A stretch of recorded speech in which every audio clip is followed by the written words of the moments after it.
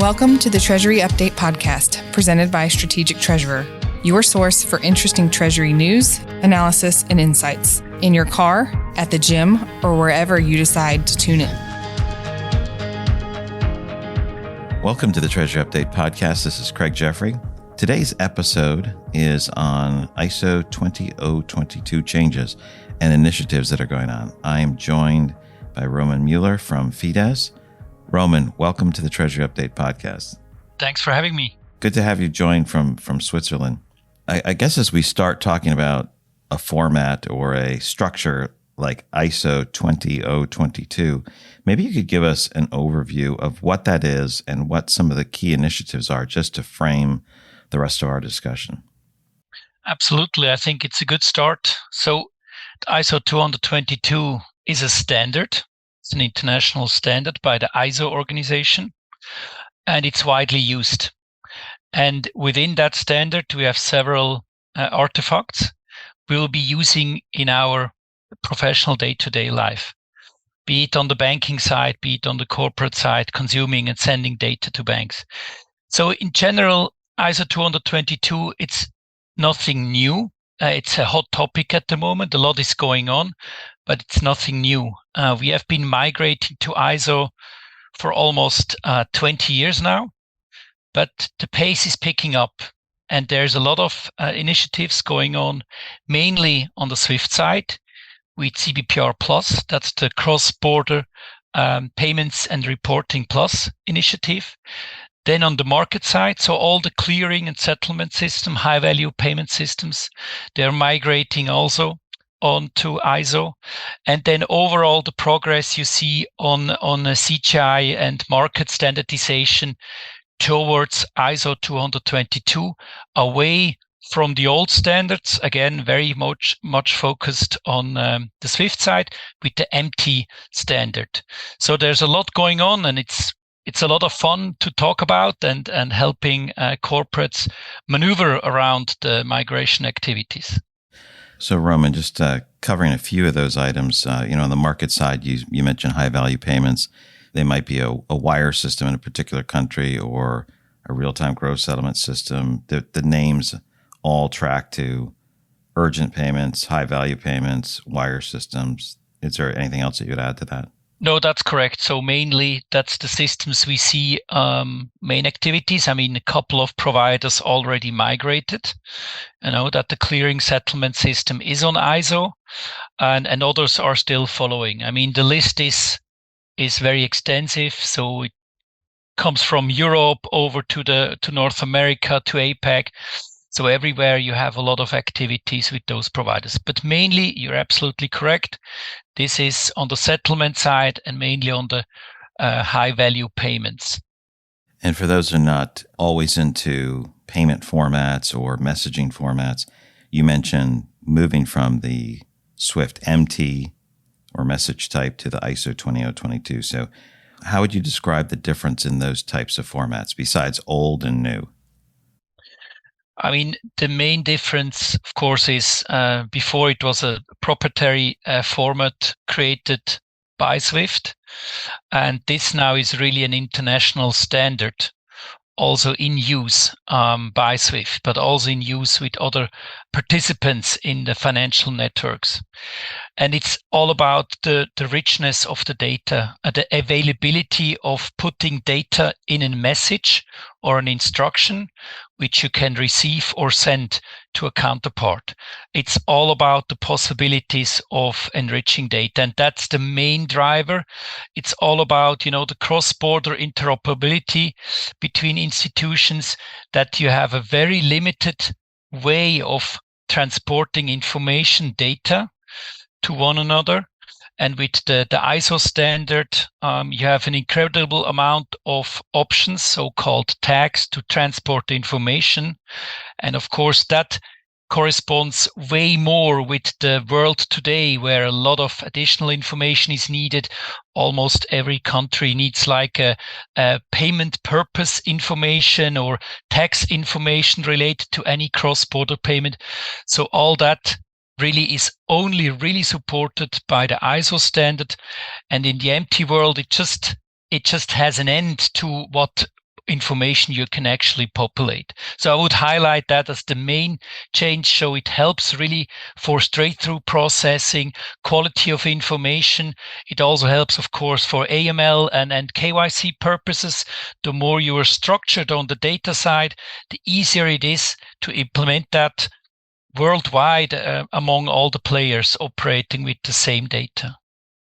We may be familiar on the corporate side with things like an MT101 or an MT940, MT101 being like a wire transfer format. An MT940 is prior day information reporting. Those are some of the standards that people may be used to. And, as you talked about the more enriched data, the requirements for, countries may require additional information for payments to go through. So they add it. And the old formats are very limited. You can't just add stuff. And so you're saying the richness of ISO 20022 allows you to add that as these changes go on. It's a much more flexible standard and enriched format. And I think with all those changes, it's sometimes we don't recognize how important that is, what you just said, how important that is in adapting to the world around us. Absolutely. Yeah, it's key. And Roman, you may think I'm trying to extend our entire podcast into just the overview, but there was one other thing. You mentioned CGI-MP, the overall market standardization. Can you give us the definition of the acronym? So yeah, that's CGI-MP. It's mainly used around the team that is formed for the market practice group. So basically you have the ISO. It's an international standard that is being used. I mean, you have of other ISO standards, not 20022, but 27001 in regards of certification of companies. But here you have the ISO standard, and then standardization is one thing. You have a big paper and a lot of possibilities, but mapping this actually in the real world, to say, and into the usage or the possibility to use it, that is the Common Global Implementation Market Practice Group. So that's a work group getting together. A lot of people, all specialists, renowned in our market, and they really focus on, okay, this is the standard, this is what we want to achieve. Now, what is our guideline for all those operating in our segment and how to do that?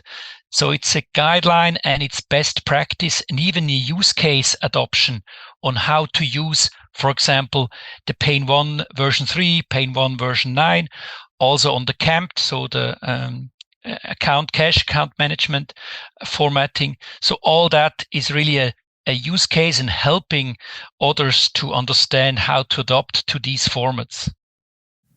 Yeah, that's excellent. So I know there's a lot of comments about, the beautiful thing about standards is there are so many of them. But this CGI, market practice is designed to make it so that people are adopting it in a very similar way, in a standard way. That's excellent. Yeah. And so you also mentioned two other phrases for those who are not as familiar with the language. You mentioned CAMT, CAMT for cash management. That's the coding for the XML implementation of the ISO 20022 standard for reporting, and PAIN for payment instructions. This is awesome. So glad to be talking to you about this. Now let's get into some of the details of the ISO 20022 changes. Maybe you can tell us what are some of those areas. I know you talked about enriched information, but let's get into that. Yeah, let's get into that. And I think the focus should be now really on the corporate side. I mean, we know that a lot is happening on the interbank side, and there is direct or indirect feedback or impact for a corporate, but mainly on the corporate side, as you mentioned before, the CAMT. So the reporting we have nowadays on an intraday or an end-of-day reporting, that is really switching from the MT 940, 942. Again, we hear the MT standard, and it's going to be substituted by the ISO standard, which will be the CAMT 53 for the end-of-day and CAMT 52 for the intraday. I mean, it is something, as mentioned, since 20 years we are on the ISO migration. So a lot of banks have adopted the CAMT 52, 53. But now with having all, the market systems, migrating and changing into ISO, the demand is there that in a consequence that end-to-end you would need to adopt to ISO. And that, of course, includes also the reporting side, your daily statements you will be receiving. Besides the statement side, of course, then the payment side. Many corporates still use an MT101 through an agent, a forwarding agent, to do their payment initiation. Usually that is in use for treasury payments, higher volume urgent payments. That is the common practice at the moment. And that will also be migrated to the ISO standard. So this part is on the payment. Then you also have a payment section which would be the regular AP payments, HR-related payments. Mostly corporates are already on ISO. Usually it's the Payne 1 version 3. But here we still see a lot of domestic implementations, domestic formats, and that will also consequently move completely away to ISO. Timeline, that's another topic. I have a question. When you talked about moving end to end, is that, I'll give two options because I'm not sure exactly what you meant. One was, is end to end, information is provided in the ISO 20022 standards and payment instructions are also in the ISO 20022 standards, or is it that once it's in this enriched format, it stays in that enriched format through the processing systems? Or something else? No, it's really the best case is that once the initiating part is on the enriched version data, then to transport end-to-end the information which is needed maybe in the ultimate beneficiary, which is needed maybe on the interbank side if there's an intermediate bank. So it's very important that all that information can be transported end-to-end. And in consequence, when you look at that, that would mean that really from the initiating side to the very last bit of the information processing back and forth between all institutions, it has to be like one standard. And that standard can be only ISO 20022. Right. I guess if you go from an enriched standard to an older standard, you might lose information or value. Exactly. And there's extra transfers. Yeah. So Roman, you've talked about some of the benefits, being able to support things like new payment requirements, information that goes through there. Is there more information about those benefits, or is there anything else on the benefit side that a corporate treasury or payments professional would want to know? Yeah, so as mentioned, enriched data, I think that's the main topic. It really helps you. I mean, imagine with enriched data what you can do. You can drill down, you can do reporting, you can do analysis in a way better option than now on a limited format. You have, of course, in regards of compliance and regulation requirements, just the possibility to comply with those requirements. You can add all the information needed. Compliance team will love ISO because it has so much data and so much standardization that screening and any checks you would not apply would be way easier. And it has way more flexibility than the MT standard. So let's say we have an initiative and we realize one of the use cases we have with on the interbank side or with the corporate side, it's easier to implement that into the standard.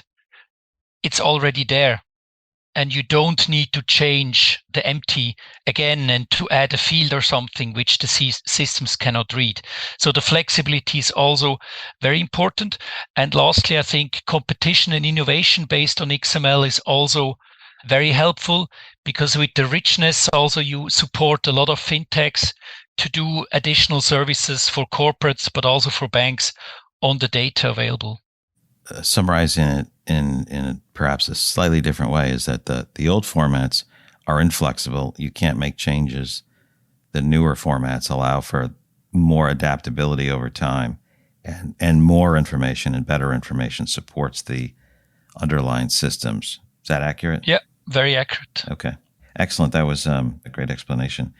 This idea of the structured address is usually we don't have a lot of conversations about formats, though payment people and messaging people do like to have that. I'd love to get into some of the details about the structured address. What is it? What's it about? And what does that mean for the corporate payments and information personnel? Yeah, that's a very interesting topic. There's been a lot of questions also coming my way from corporate side about this requirement. At the moment, since we operate mostly, if we talk about the MT101 structure or maybe an MT103, which at the moment is the standard for the interbank payment transfer, the address usually is unstructured. So you have in the MT standard, you have like 4 lines you can add to your account, for example, as an ordering customer, and there you put in your address. And as you know, there's a lot of different ways to populate an address and how an address is actually populated depending on the market you or country you operate. So with the switch to ISO, and ISO offers 2 options basically. You can populate the address in an unstructured way, or you can do it in a structured. Unstructured means it's just a couple of lines, and the tag is like address line, like that. But if you want, and coming back to the benefits mentioned, if you want to really take advantage of ISO and you want to use that to automate processes, to improve straight-through processing, then you need structured data. So the postal address of a beneficiary or an ordering customer, if that is provided unstructured, it doesn't help on that point. So to automate things, it should be structured, and the requirement was clear under the ISO initiative, CBPR Plus, to provide a structured address by the end of the so-called coexistence phase. So that is the phase where banks really can only send their PAX 008, that's the interbank substitute message for an MT103, only then. And the requirement was clear, it had to be a structured address. And that generated quite some noise because it's, from a requirement perspective, almost impossible to comply with that if you look at all the markets and all the players involved in all the countries. Instead of having a full structured address, there's different options now, and also the timeline has stretched, which is very important for the corporate. Instead of just having the need to only allow the structured option, which you can imagine has quite an impact on the bank systems, but also the initiating side for a corporate, because they need to also structure the data on their end. So what changes now is that there is still the option, if you have the capabilities, to send only structured address data. But then also from November 25 on, the hybrid approach is supported. But still, until November 26, you also have the unstructured option still supported. By end or November 26, we then switch to only 2 options. Either you have a fully structured address provided, or you still go with the hybrid option. So that's important for the corporate to know. At one point, the bank will also switch to a certain option in their systems, and they may or will have requirements to anyone initiating an instruction to comply, of course, what they need to provide in their systems, sending that out. So it's very important to understand it's not as critical, the timeline, as it showed like early this year. So we eased, or the timeline was eased a bit, but it's still there, and it's still going to be activity also for the corporate, very much depending on its banking partners, what their requirements will be and when they will be switching their systems. Yeah, I guess some of those for the corporates may last as much as about 3 years from now, the time of this recording. Let's see. Hope for the best for all of our clients, I would say. It's in this coexistence phase of the older formats and the newer formats being supported. You said something that I just want to make sure that all of the payment professionals and treasury professionals understand is a new format. There may be requirements, whether it was in an old or new format, there may be additional information that needs to be sent it's not just having the format, but you have to have it in the underlying system. So you have to have fields to capture that. So it's about formats, but it's also about the underlying information. Absolutely. So the static data corporates have in their system, at one point, they need to look at how is the data available in my system and how can it be populated when sending it over? Do I have an intermediate like a service provider like Fides who can convert or map the data according to a bank requirements, or do I already need to change on my side? So these kind of questions are most important for a corporate as soon as we know what their banks will do. So what should corporations, corporate payments professionals, corporate treasury professionals, what should they be doing to get ready for this? I mean, most important is, of course, understand your banking landscape and understand your bank's plan. This doesn't only relate to the address part, but overall the plan of the banks on the ISO migration part. I think that's most important. What is my bank planning? When do they have fixed deadlines? When do they keep the decision open to the corporate? Some banks will keep on accepting MT101 even over the deadline, and they will find forms for corporates to still send the old formats. Some other banks will have a hard cut. So it's really important. What are my bank's plans? And how do they support me as a corporate? Or how do they enforce their requirements, which they need to comply with when they send data to other systems in the market infrastructure? And then secondly, as mentioned, understand your data. If you understand the requirements, and that means your whole ecosystem, not only banks, but your ERP, TMS provider, data aggregator, if you have in place, then understand your data and understand their capabilities to support you to support the bank's requirements. And that's, the most important, really understand then the suppliers, vendors, as mentioned, like the ERP, TMS providers. What are their plans? Do they support the new version? Can we switch bank by bank, account by account? Like these kind of plannings are most important. One of your comments there about, what is the bank doing? When will they require changes? Will they allow something after the fact? It also makes me wonder, how will they support it? If you don't send enough information, the bank's going to have to set up some other place where you add information somewhere if you're not sending it and it's required. Those sound like really good conversations to have. Yeah, imagine, you would need to enter additional data in the bank portal, but it could be, even that some banks will be quite strict and they will just reject the message and they tell you it's not what we expect. If you look at the address, maybe coming back to that, the structured address, the requirements really vary from country to country, and it's a very interesting topic. If you're sending a payment, let's say from a debtor or creditor in the US, then the mandatory fields are different than the mandatory fields, for example, in Switzerland. There's really market by market, there are differences. And imagine as a multinational corporate, you need to know that and you need to manage that in your system. So at one point, you probably need to see where do you operate and then see the common ground, let's say, of the mandatory information on the addresses, be it on the debtor or creditor side, and then understand which countries, for example, have very specific mandatory field requirements you need to comply with and you need to deliver to your banking partner. I think that's some activity definitely that will happen for a corporate. But luckily there is us, right, Greg? So we can support them.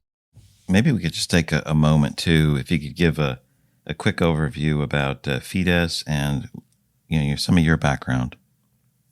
Yeah, sure. So Fides Treasury Services, we are the leading multi-banking provider, mainly focusing on corporates, servicing corporates, and doing this since many, many years. Multi-banking has been part of the Fides business in the 80s. We started in the 80s on the reporting side, but that has been growing since. We have over 3,000 customers servicing.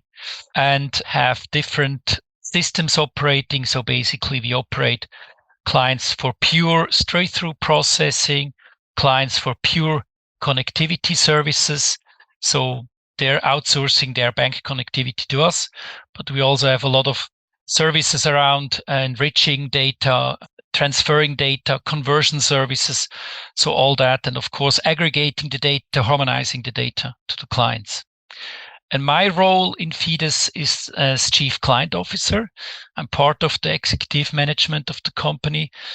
And as the title says, it's all about the client, and which I believe is always the best cause in my department. So we are delivering project onboarding services for new and existing multi-banking clients of Fides, also servicing all operational requests within the client services team on a day-to-day level.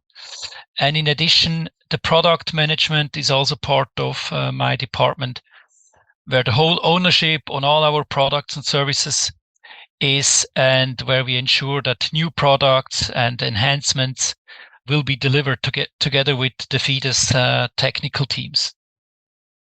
You know, we're hearing a lot of terms. We talked about pain as a payment instruction. Let's go through the codes and numbers. So a pain.001.001.09. What does that mean, and where will it be used? Yeah, so pain is the payment initiation, short for payment initiation. It's used worldwide. It's really used for corporates, for any AP, HR related, so regular payment flows is usually in a pain. So it's a bulked payment message, usually can consist of 1 to multiple thousands of transactions. And the numbers at the end, the 09, that's the versioning of the pain. So the CGI market practice group or the ISO group, they will always develop and enhance the standard. And the versioning, it started at the version 1, then went into version 2, version 3. So at the moment, what you see amongst corporates, usually, and I would say probably 90%, they're all using version 3, which has been in effect for, I think, almost 15 years. You also see still some implementations with the version 2, which was released a couple of years earlier. And in between, then version 4, 5, 6, 7, 8, they all came, but they never went into the market. And now this version 9 has a clear stand into the market and the professionals, because it's going to be fixed by SWIFT, that it's the standard to be used for the relay payment initiation, so the substitute for the MT101.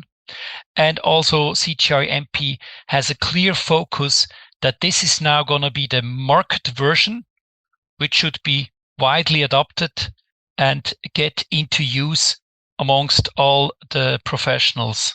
The version 9 is going to be the one that is really supporting all the initiatives going around, really ensuring and again focus on the quality and richness of data to really ensure that all of those use cases we have in the payment world, that they can be implemented and reflected in that version.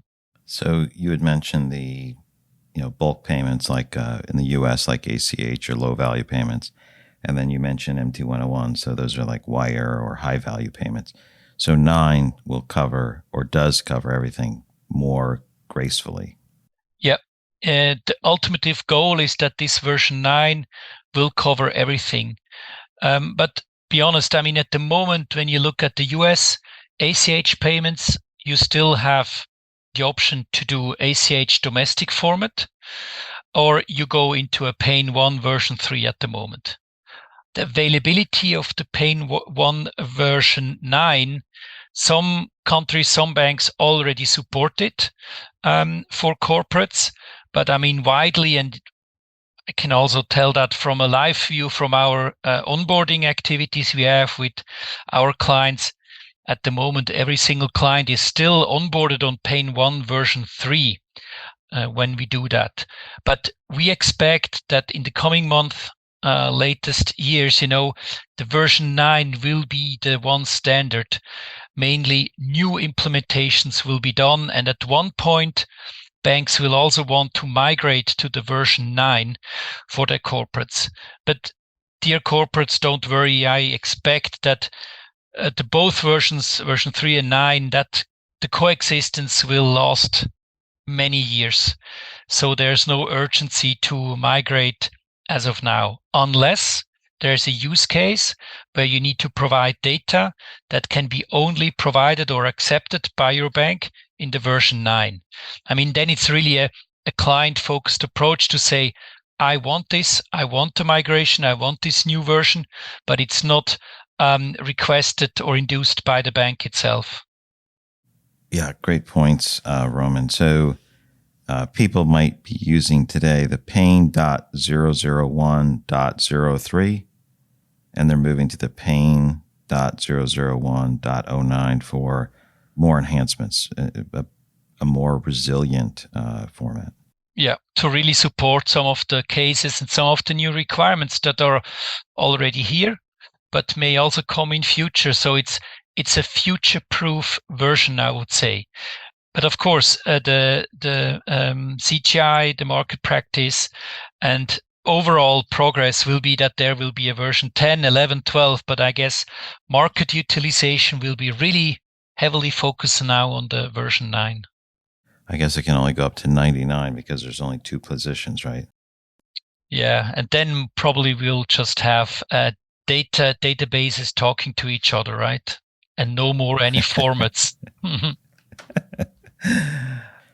Roman, could you give us a little more detail on CBPR, plus, what, particularly from the corporate perspective? There's this entire world of banking messages that is sort of like in the cloud behind the curtain that goes on, but there's enough of that that's exposed to corporates that it would be great to know. Absolutely, yeah. So CBPR Plus, the Cross-Border Payments and Reporting Plus initiative by SWIFT, it's really focusing on the interbank messaging, so debit to credit bank. And the main focus there is, of course, the migration from the MT103, that's the existing standard, to the PAX 008, which again is an ISO standard for interbank messaging. And here, for a corporate, of course, the impact is not direct. The corporate is not sending directly a fund transfer. The corporate is initiating his payment with a different format or different type of message.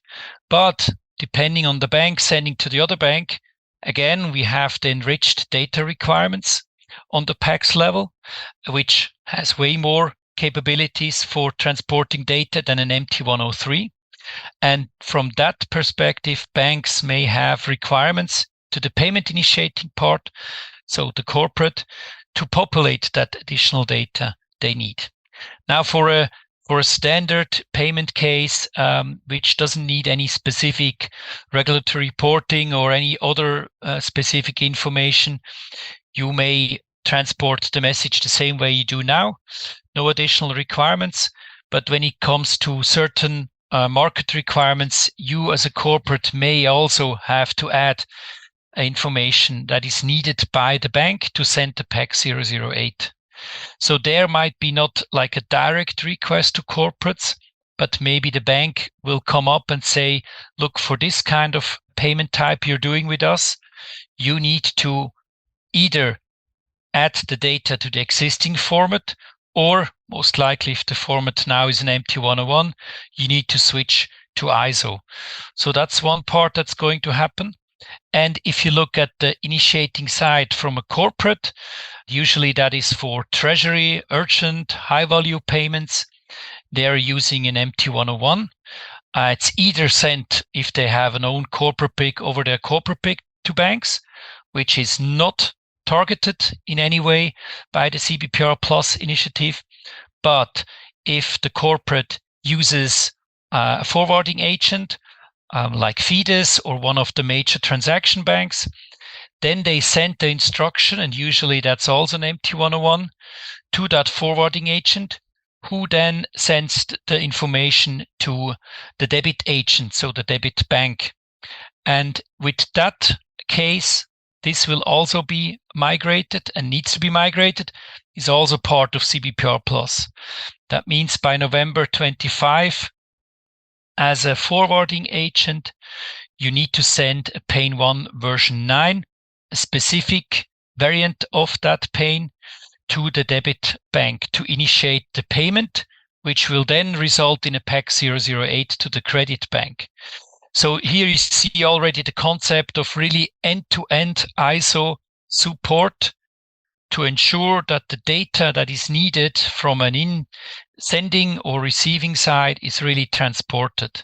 So there we definitely see some direct impact. If a bank says MT-101 will not be supported anymore by November 25, maybe even earlier, then we and others will need to look at the options the banks provide, and most likely will migrate their payment initiation flow to a Pane 1 version 9 under the relay case, or it will be just integrated in a regular payment flow the client already has over a proprietary channel, non-SWIFT or on FileAct, and with just a flagging of an urgent payment to ensure the processing and the cutoff times are still met, although the channel does change.